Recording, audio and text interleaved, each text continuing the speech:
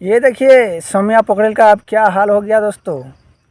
अब इनको एक ही रास्ता बच गया कि ये झोला डंडा उठाए और सीधे नेपाल चले जाए, क्योंकि नेपाल से आई है, इनको नेपाल भेज दिया जाए।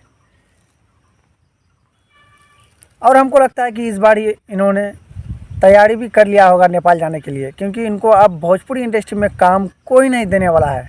जैसा चाल वैसा हाल। खेसारी लाल यादव जी का नाम से आया था भोजपुरी इंडस्ट्री में फेमस होने के लिए।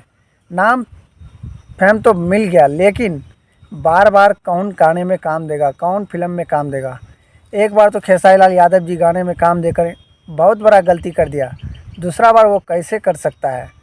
उसके बाद इनको तो निकाल देते हैं और पवन सिंह के टीम ने इनको बुला के खूब बेइज्जती करते हैं। बेइज्जती करने का मतलब यही कि एक इवेंट में पवन सिंह बुलाते हैं और उनको वादा करते हैं कि इनसे एक काम करवाएंगे अपना वीडियो में, लेकिन भोजपुरिया फैंस जमकर पवन सिंह का विरोध करते हैं कि अगर सौम्या पोखरेल के साथ गाना आए तो आपका भी गाना नहीं चलेगा। और जानते हैं ना, पब्लिक होता है।